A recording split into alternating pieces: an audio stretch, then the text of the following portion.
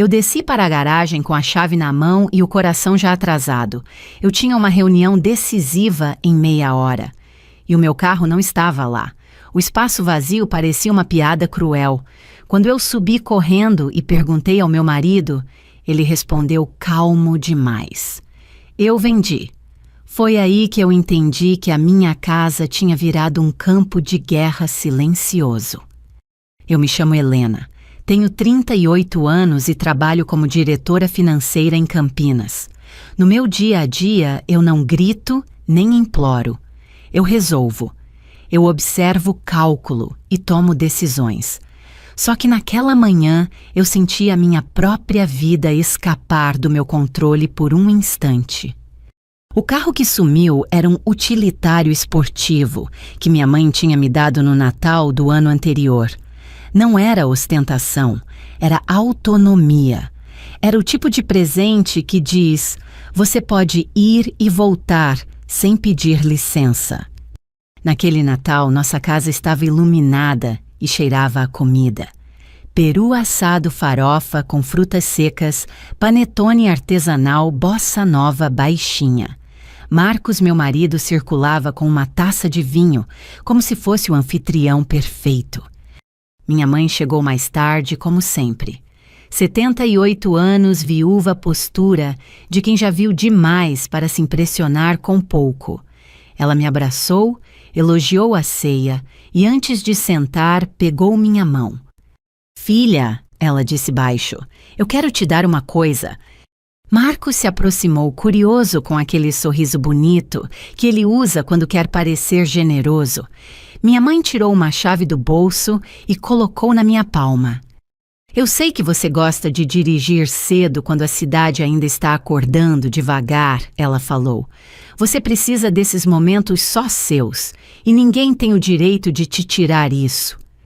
Eu fiquei sem palavras. No dia seguinte, ela me levou até a garagem do prédio e lá estava o carro. Um utilitário esportivo elegante, usado impecável. Mais tarde, eu descobriria que o preço de mercado girava em torno de R$ 88 mil. Eu chorei naquele dia, não por drama, por gratidão, porque naquele gesto havia uma mensagem muito clara. A sua liberdade também é um patrimônio. Marcos elogiou. Que carro lindo, amor! Sua mãe tem bom gosto, ele disse. Mas eu vi um brilho rápido de incômodo nos olhos dele. Marcos não era agressivo. Ele controlava com jeitos, com frases suaves, com decisões práticas que ele tomava pelos dois. E eu, por um tempo, fingi que não percebia. A filha dele, Beatriz, tinha 12 anos e vinha nos fins de semana alternados. Eu tentava ser justa, mas era impossível ignorar como Marcos mudava quando ela aparecia. Ele virava um pai ansioso, sempre pronto para compensar com dinheiro. Eu usava aquele carro quase todos os dias. Não porque eu precisasse provar nada, mas porque ele fazia parte do meu ritmo. Eu saía cedo, atravessava a cidade ainda meio vazia, estacionava no prédio da empresa, voltava à noite com a cabeça cheia e às vezes parava 2 minutos num posto só para respirar. Era ali, com o volante nas mãos, que eu organizava os pensamentos. Por isso, quando o espaço ficou vazio, não foi só um objeto que faltou, foi um pedaço de mim. Naquela segunda-feira, eu desci a rampa da garagem sem olhar. Eu já estava respondendo mensagens do trabalho. Apertei o botão da chave por hábito. Nenhum bip. Levantei o rosto e vi o vazio. O lugar do meu carro estava limpo, bem varrido, como se alguém tivesse apagado as marcas. Eu andei em volta, procurei por reflexo. Nada. O silêncio da garagem foi a primeira bofetada. Eu subi com passos rápidos. Entrei em casa e fui direto para a cozinha. Marcos estava de moletom tomando café como se fosse domingo. Marcos, eu disse com a respiração curta. Cadê o carro? Ele mexeu no café, deu um gole e só depois me olhou. Eu vendi. A frase caiu com um peso absurdo. Você vendeu o meu carro, eu perguntei. A minha voz saiu baixa, educada demais para o que aquilo merecia. A gente precisava do dinheiro, ele falou como se o assunto estivesse encerrado. Do carro que a minha mãe me deu, que está no meu nome, eu respondi devagar. Ele soltou um suspiro impaciente. Você quase não usa todo dia. E surgiu uma coisa mais importante. Mais importante do que eu perguntei sem levantar o tom. Não começa. É para a família, ele disse, abrindo os braços naquele gesto de homem razoável. Para quem, Marcos? Ele hesitou só o tempo de escolher uma justificativa bonita. Para a Beatriz. Eu vou construir uma piscina na casa da minha mãe. Ela fica entediada lá. A menina merece uma infância normal. Eu senti o sangue recuar do rosto. Piscina. 88 mil reais. A palavra normal na boca dele soou como deboche. Então você pegou o dinheiro do meu carro para fazer uma piscina para sua filha, eu disse. Cada palavra saiu limpa sem tremor. Para a minha filha, ele corrigiu como se isso o tornasse mais nobre. E eu sou o quê? Aqui eu perguntei. Você é minha esposa, essas coisas são nossas, ele respondeu com uma certeza que me gelou. Eu encarei o rosto dele. Não havia culpa, havia convicção. Como se eu fosse exagerada por exigir respeito. Eu respirei fundo. Peguei meu celular com calma, porque naquele momento eu não queria explodir. Eu queria entender a extensão do que ele tinha feito. Você assinou a venda no meu lugar, eu perguntei. Ou você me fez assinar sem eu perceber? Marcos piscou, o primeiro sinal de desconforto. Eu resolvi, ele disse. Você anda ocupada demais. Eu fiz o que tinha que fazer. Eu sorri, mas sem alegria. Entendi. Ele franziu a testa. Vai fazer essa novela toda por causa de um carro? Não, eu respondi. Eu vou fazer por causa de quem você acha que pode ser dentro do meu casamento. Meu celular vibrou. Uma mensagem da minha mãe. Me liga agora e coloca ele para ouvir. Eu levantei os olhos. Marcos ainda tentava sustentar a calma, mas eu já tinha visto o medo escondido ali. Eu vou ligar para ela, eu disse, e você vai escutar. Eu apertei o botão de chamada. O telefone começou a chamar, e enquanto o toque ecoava, eu tive uma certeza fria. Aquela história nunca foi só sobre um carro. Era sobre poder. E naquele momento eu estava prestes a recuperar o meu...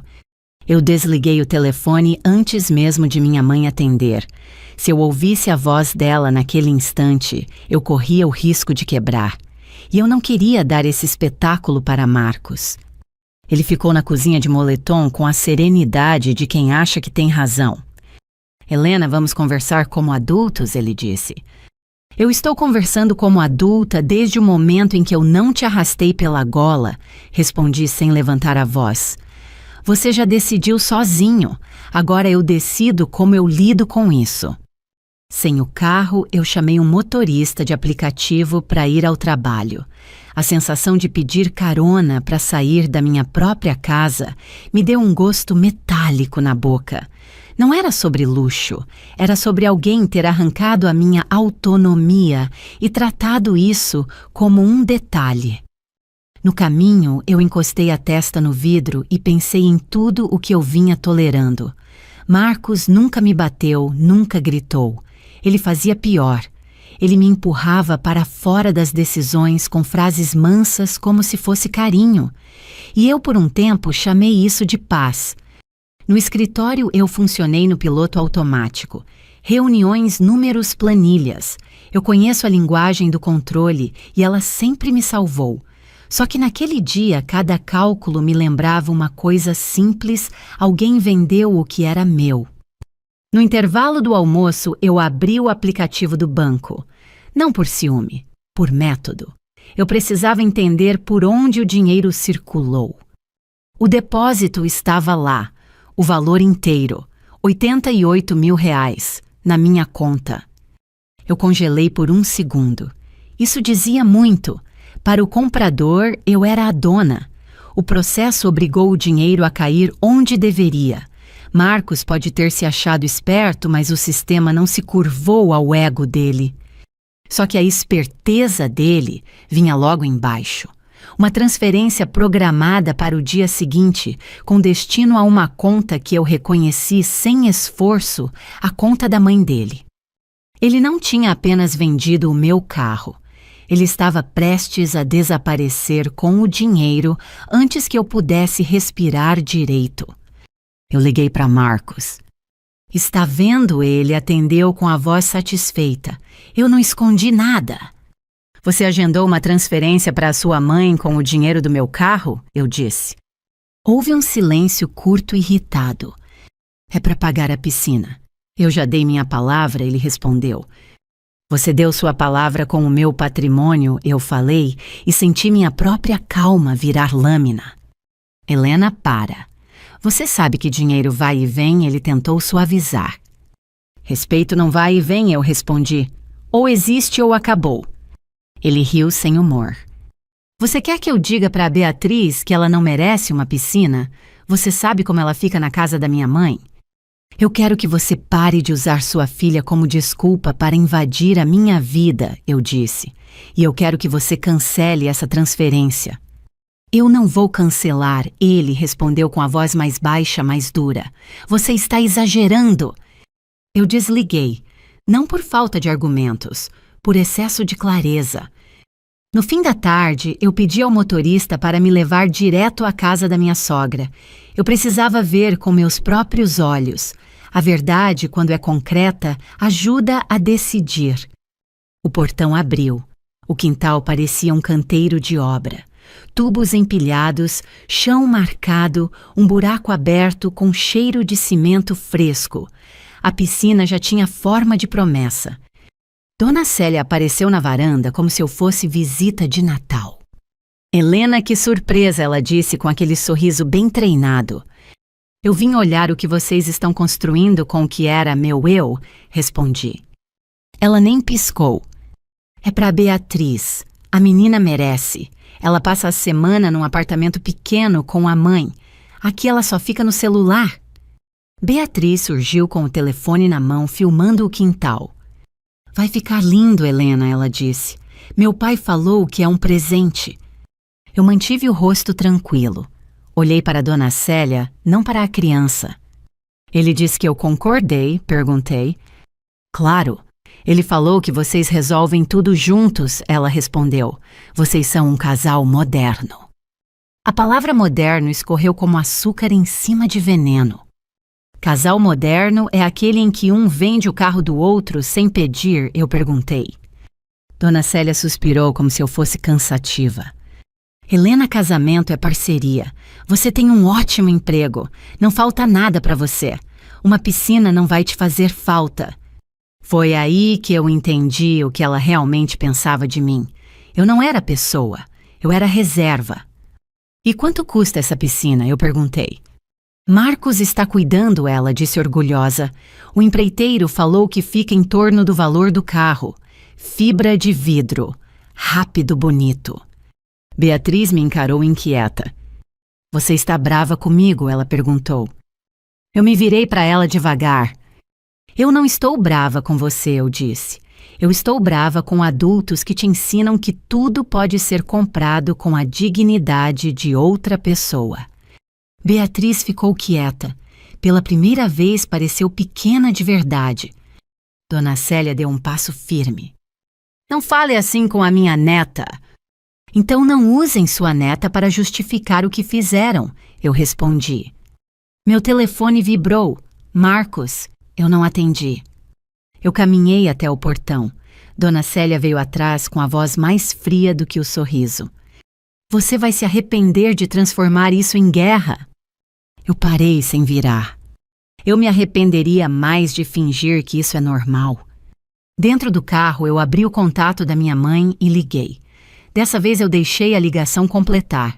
Ela atendeu na primeira chamada. Filha, ela disse como se já soubesse. Ele vendeu, eu respondi. Está tentando passar o dinheiro para a mãe dele. Minha mãe ficou em silêncio por um instante. Não de choque, de cálculo. E você viu a piscina? Ela perguntou. Vi. Ótimo, ela falou com uma calma que quase parecia carinho. Agora presta atenção. Esse carro nunca foi só um presente. Eu organizei tudo para ser seu legalmente, de um jeito que ninguém pudesse distorcer. Se ele vendeu sem o seu consentimento, ele deixou um rastro que não apaga. Eu apertei o telefone com força. Então por que você está sorrindo, mãe? Eu perguntei baixinho. Porque ele me deu o que eu precisava, ela respondeu. Prova limpa. E naquele momento, eu entendi que a minha vingança não ia começar com gritos, ia começar com documentos. Eu cheguei em casa já de noite com a cabeça funcionando como uma planilha aberta. Marcos estava no sofá, a televisão ligada sem som, como cenário de conversa difícil. Ele fingiu preocupação. Você sumiu o dia inteiro, ele disse. Você vendeu o meu carro e ainda quer me cobrar presença? Eu perguntei tirando os sapatos sem pressa. Ele levantou as mãos como quem pede paz. Eu errei na forma, mas a intenção era boa. Eu só queria fazer algo para a Beatriz. Você queria fazer algo para ela usando o que era meu? Eu respondi. Isso tem nome, Marcos. Ele engoliu seco. Você vai mesmo levar isso tão longe? Eu vou levar até onde for necessário, eu disse. Não por causa do carro, por causa do limite. No dia seguinte, eu acordei cedo. O depósito do dinheiro ainda estava na minha conta e a transferência programada para a mãe dele continuava lá, agendada para a manhã seguinte. Marcos achou que eu não veria. Eu cancelei a transferência com 2 toques. Simples, silencioso. Em seguida, limitei o cartão adicional que ele usava. Nada de anúncio, nada de briga. Quem trabalha com números aprende cedo que controle não se discute, se executa. Quando Marcos apareceu na cozinha, ele já sabia. Você cancelou? Ele perguntou. Cancelei. Ele respirou fundo, irritado. Você está me colocando contra a minha mãe, contra a minha filha. Eu não estou colocando você contra ninguém, eu falei. Você se colocou contra mim quando decidiu que o meu não precisava ser respeitado. Marcos bateu a mão na mesa mais para marcar território do que por raiva de verdade. Você faz parecer que eu sou um ladrão? Eu levantei os olhos devagar. Que palavra você quer que eu use para um homem que vende algo que não é dele e tenta sumir com o dinheiro? Ele tentou mudar o tom rápido demais. Tá, eu peço desculpas. E pronto, a vida continua. A vida continua para quem não foi diminuída, eu respondi. Pedido de desculpas não compra de volta respeito. Marcos me encarou como se eu estivesse quebrando uma regra invisível. Você está mudando, ele falou. Eu estou lembrando quem eu sou. Naquela tarde eu fui até a casa da minha mãe. Ela morava num apartamento antigo bem cuidado com cheiro de café e móveis que pareciam ter história. Ela não me recebeu com pena, me recebeu com clareza. Eu contei tudo: o espaço vazio na garagem, a venda, a piscina, a frase da minha sogra, a transferência programada. Minha mãe ouviu como quem escuta um relatório. Quando eu terminei, ela pousou o copo na mesa. Eu preparei esse presente com cuidado, ela disse, porque eu conheço o mundo e eu conheço homens que testam limites. Você sabia que ele faria isso? Eu sabia que ele poderia tentar, ela respondeu. E eu sabia que se tentasse você ia precisar de prova, não de opinião. Ela abriu uma gaveta e puxou uma pasta fina. Colocou na mesa ao lado do meu celular. Isso é o que faz ele empalidecer, minha mãe disse com um sorriso pequeno. Eu abri. Não era só o documento do carro, era a declaração de doação registrada, deixando claro que o veículo era um presente, para mim, patrimônio exclusivo meu. Havia também um registro simples preparado com antecedência, reforçando que qualquer venda ou uso do valor sem a minha autorização poderia ser questionado como apropriação indevida. Eu senti a garganta secar, não por vingança, por perceber o tamanho do cuidado. Por que você fez isso, mãe? Porque amor também é estrutura, ela respondeu. Eu não te dei um carro. Eu te dei segurança. Tem gente que chama abuso de parceria. Eu fiquei olhando para a pasta como se ela fosse um espelho. De repente tudo fazia sentido. Marcos não tinha vendido apenas um carro. Ele tinha vendido a ideia de que eu não teria reação. E agora eu perguntei. Agora você escolhe seu nível de justiça, minha mãe disse. Se você gritar, você vira a vilã. Se você agir com precisão, ele se perde sozinho. Eu voltei para casa com a pasta na bolsa e uma calma afiada no corpo. Marcos estava na sala andando de um lado para o outro com o celular na mão. Quando me viu, tentou se endireitar. Helena, a gente resolve entre nós. Você resolveu sozinho, eu respondi. Eu coloquei a pasta sobre a mesa e abri na primeira página. Marcos se aproximou desconfiado. Eu não expliquei, deixei ele ler. Os olhos dele correram pelas linhas e travaram numa frase. A cor do rosto dele mudou devagar, como se o corpo entendesse antes da cabeça. O que é isso? Ele perguntou com a voz menor. É o que você achou que não existia, eu respondi. Ele engoliu em seco. Você vai me processar. Eu fechei a pasta com cuidado. Eu ainda não decidi, eu disse, mas eu decidi uma coisa. Você nunca mais toca no que é meu como se fosse seu. Marcos ficou em silêncio. Pela primeira vez eu não vi justificativa. Eu vi medo. Marcos passou a mão no rosto e tentou voltar ao papel de homem razoável. Eu estava pressionado, ele disse. Minha mãe falando a Beatriz, pedindo... Eu só queria ser um pai presente. Ser pai presente não te dá direito de ser marido ausente? Eu respondi. O celular dele vibrou. Mãe na tela. Ele atendeu e a voz de Dona Célia veio alta. A piscina já começou. Você prometeu para a menina? Calma, mãe. Eu resolvo, ele murmurou de costas. Eu ouvi sem interromper. Cada palavra confirmava o que eu já sabia naquela família. Eu era recurso. Quando ele desligou, tentou me olhar nos olhos. Eu não quero perder você. Eu respondi com a calma que ele não esperava. Você tem medo de perder o conforto, não de perder a esposa. Eu marquei um horário com um advogado de confiança, curto objetivo como eu faço com qualquer decisão importante. Antes de dormir, pensei em Beatriz. Ela merecia carinho, sim, mas carinho não pode nascer do desrespeito. Se eu aceitasse aquilo, calada, eu ensinaria a ela que mulheres existem para ceder. Eu apaguei as luzes e ouvi Marcos inquieto do meu lado. Pela primeira vez ele parecia entender que eu não ia voltar atrás com uma promessa vaga. E eu também entendi, a próxima conversa não seria só com ele, seria com a lei. Eu acordei antes do sol. O lado de Marcos na cama estava vazio. Ele tinha saído cedo, provavelmente, para tentar salvar a promessa que fez sem mim. Eu fiquei olhando para o teto e aceitei uma verdade simples. Eu já não confiava mais no homem com quem eu morava. No banho, eu não chorei. Eu organizei um plano.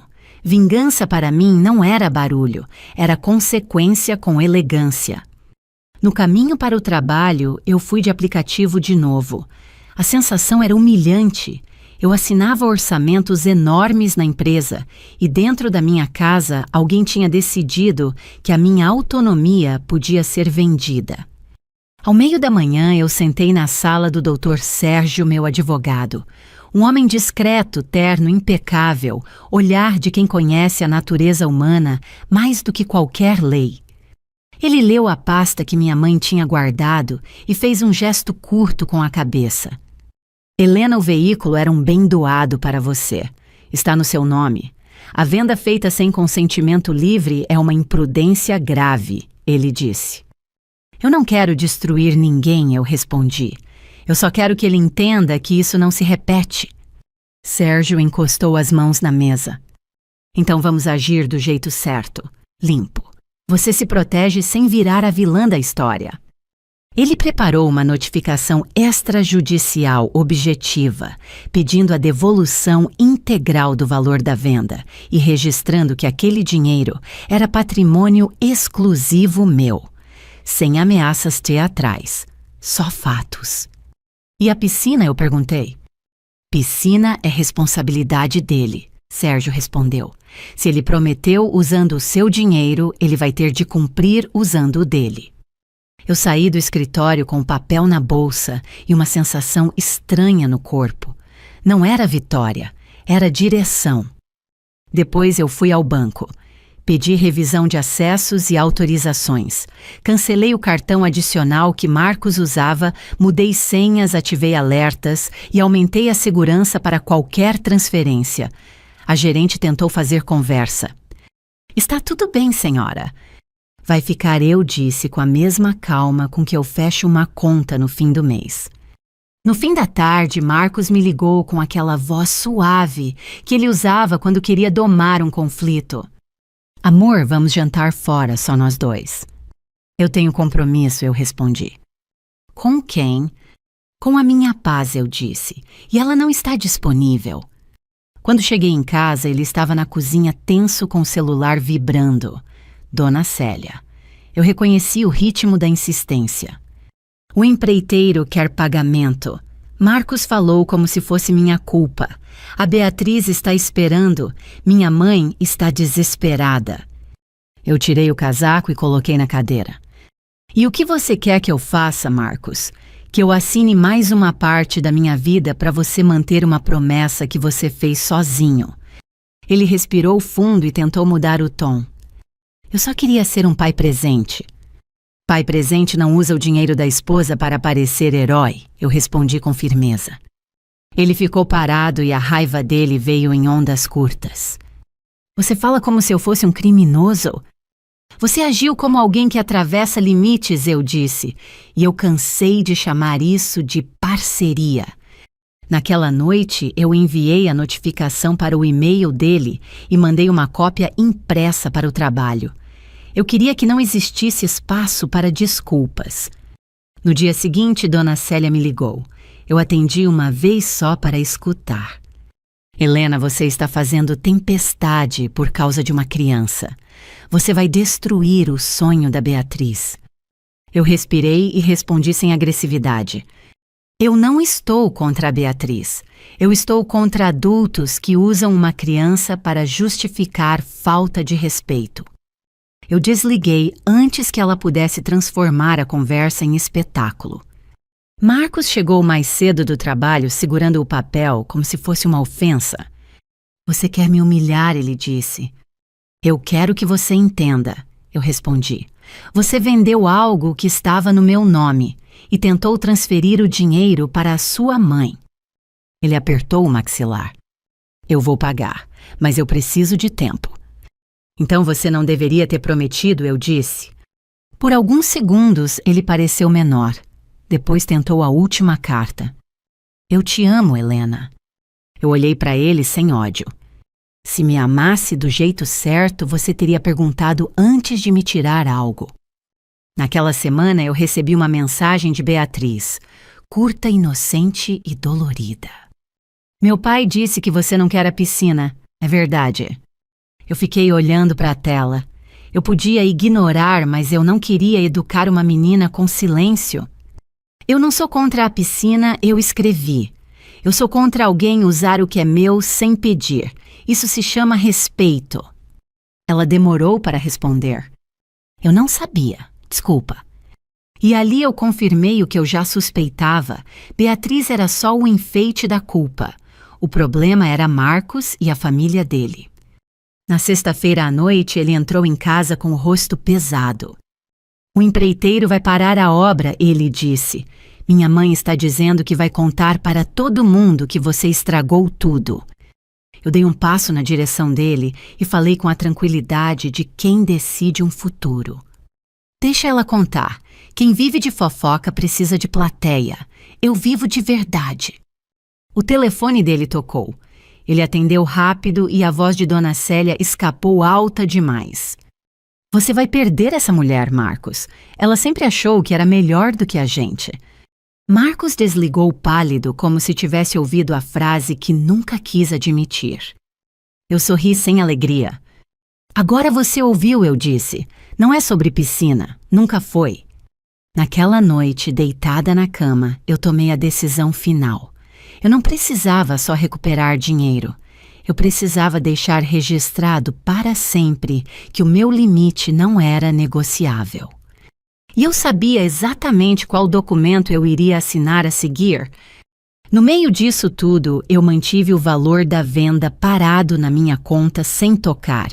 Eu queria que ficasse claro que eu não estava buscando lucro, eu estava buscando limite. Eu também registrei com data e hora o agendamento da transferência que Marcos tinha criado para enviar o dinheiro à mãe dele. Print, e-mail, arquivo salvo. Não por paranoia, por prudência. Antes de dormir, eu enviei uma última mensagem para o doutor Sérgio Quero formalizar fronteiras dentro do casamento. Se ele recuar, ótimo. Se não recuar, eu quero estar pronta. A resposta veio rápida. Amanhã cedo às 8. Traga tudo. Eu cheguei ao escritório do doutor Sérgio às 8 em ponto. Ele já estava com 2 xícaras de café na mesa, como quem sabia que eu não vinha para chorar. Eu vinha para decidir. Você quer fronteiras dentro do casamento? Ele disse direto.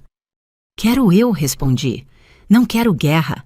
Quero um limite que ninguém atravesse de novo.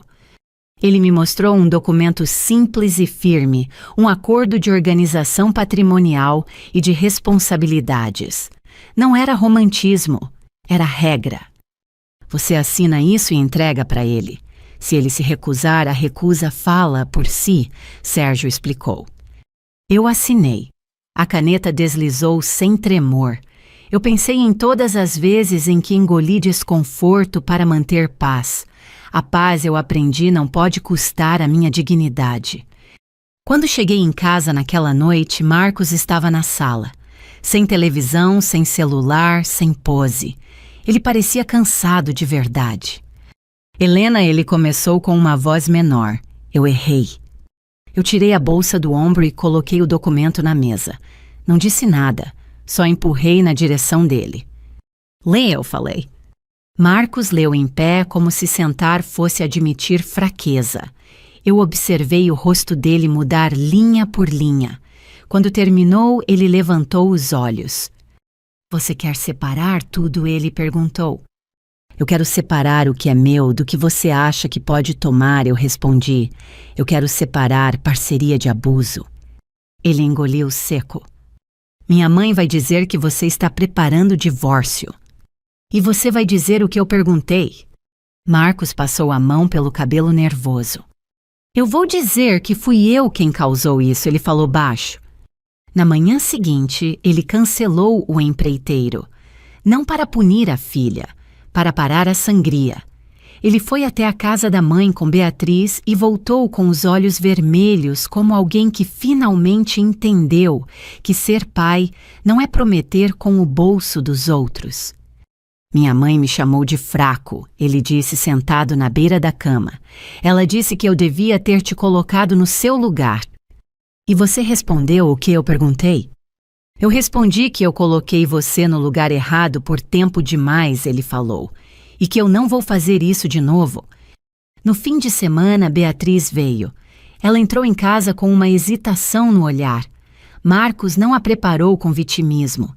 Ele sentou com ela na mesa da cozinha e disse: Filha, eu errei. Eu prometi uma coisa usando o que não era meu, e eu coloquei você no meio. Beatriz mordeu o lábio.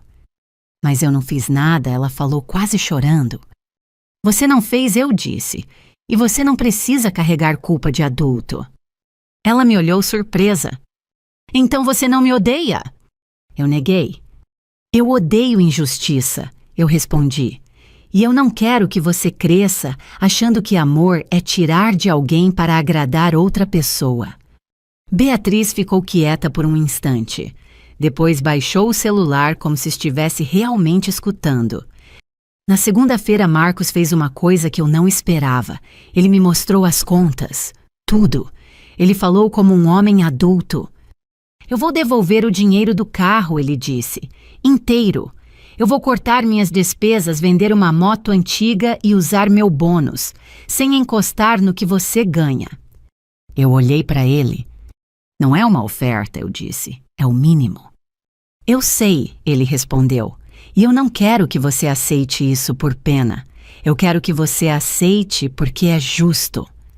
Uma semana depois, Dona Célia apareceu na nossa porta sem avisar. Ela entrou como sempre entrou, como se tivesse direito. Eu vim buscar meu filho, ela disse me ignorando. Marcos ficou de pé. Mãe, você não vai me buscar de lugar nenhum, ele falou. Ela arregalou os olhos. Olha como você fala comigo. Por causa dessa mulher? Por causa de mim, ele corrigiu. Porque eu cansei de usar minha esposa como caixa eletrônico para você aplaudir. Dona Célia tentou sorrir venenosa. Helena, você ganhou. Parabéns. Você tirou a alegria de uma criança. Eu me aproximei sem pressa. Eu não tirei a alegria de criança nenhuma, eu disse. Eu tirei a coragem de vocês de me desrespeitar. Ela ficou dura e saiu batendo a porta como quem perde, mas se recusa a admitir. Quando o silêncio voltou, Marcos sentou no sofá. Eu sempre achei que eu precisava provar que eu era um bom pai, ele disse. Mas eu estava só tentando provar para a minha mãe que eu era um bom filho. Eu sentei ao lado dele a uma distância que ainda era fronteira. E eu estava tentando provar para mim mesma que eu aguentava tudo, eu respondi. A gente cresce quando para de provar. Na terça-feira, eu acompanhei Marcos ao banco. Não porque eu não confiasse, mas porque eu queria que ele encarasse a realidade com os próprios olhos. Ele assinou a ordem de pagamento mensal e pediu para remover qualquer autorização dele sobre minhas contas. A gerente não fez perguntas. Ela só carimbou o papel e disse: está registrado. Quando saímos, Marcos parou no estacionamento e respirou fundo, como se estivesse saindo de um tribunal. Eu sei que você pode ir embora, ele disse. Eu sei que eu mereço. Eu ainda estou aqui porque eu escolho estar, eu respondi. Mas daqui para frente nada é automático. Naquela noite, ele chamou Beatriz para conversar e pediu desculpas sem me usar como desculpa.